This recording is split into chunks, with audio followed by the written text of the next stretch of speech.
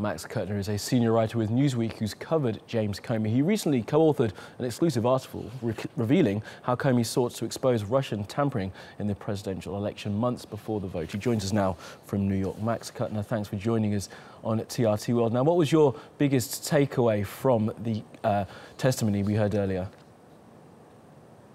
Well, I think, Kamali, the biggest takeaway for the left and the right, people on the political left and right, I mean, will be different. So I'm seeing a lot of chatter from people on the right talking about how Comey revealed he facilitated this leak of one of his memos to the New York Times through a third party.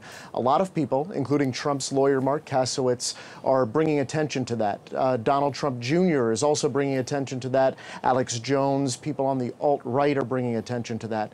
On the political left, people are calling Comey a hero. They're saying finally someone is standing up to President Trump. They said this after Sally Yates testified a couple of weeks back. So it's interesting, people coming out of this with completely different perspectives.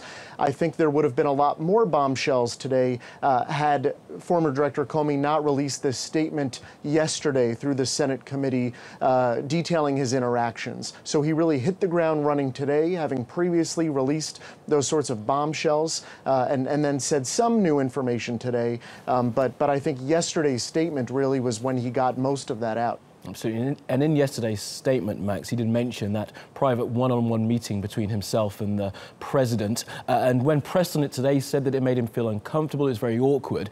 Now, do you think that he's undermined his credibility somewhat and his believability by not reporting that private meeting that made him, the director of the FBI, feel awkward to other people so they could know exactly how he felt in that meeting? That's a major question that we heard come up today, especially from some of the Republicans on this Senate panel. They said, as in any job, if someone made you feel this uncomfortable, if you were so concerned, which was the word that Director Comey used, why didn't you tell anyone about it?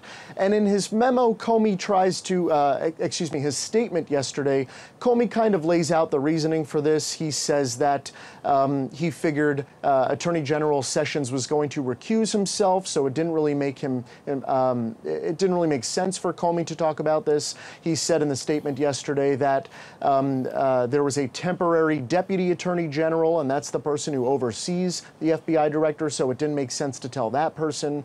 So that's the reasoning that former Director Comey laid out in his statement yesterday.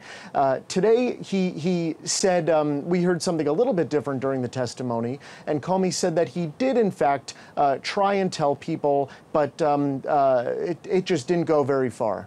I mean, where do you think we go from here then, Max? Of course, this testimony has been called explosive by some people. It's telling us what we know by others. What next? We didn't get that sort of magic bullet where it was clear that Donald Trump may have been an obstruction to justice. That didn't come out today, did it?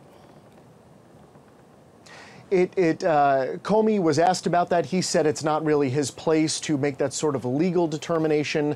I've been speaking with sources for the past couple of days, and I've heard people that say this could give a case for obstruction of justice.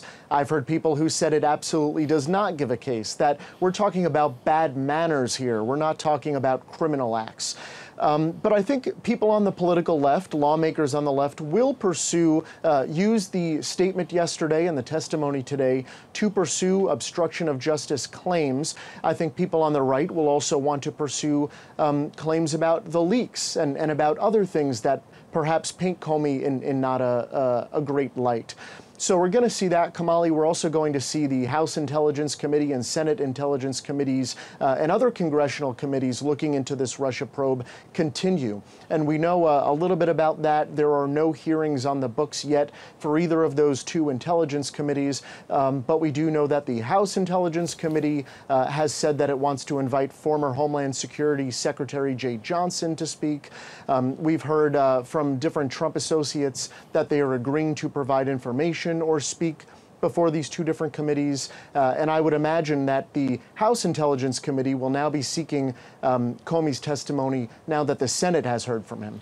And finally then, Max, you've mentioned the two congressional committees. When are we going to hear from the special counsel, Mr. Robert Mueller? When will he start his work if he hasn't already begun it? The work has started, Kamali. When we're going to hear from him in public, I don't think we will for a very long time. That's just my point of view here.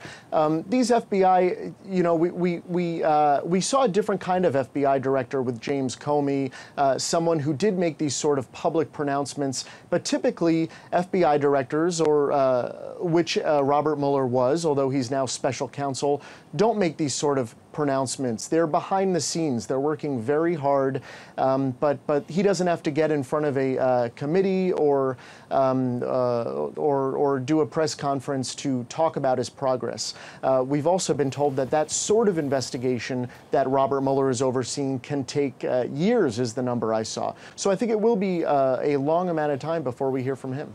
Okay, Max Kutner from Newsweek, thanks very much for joining us.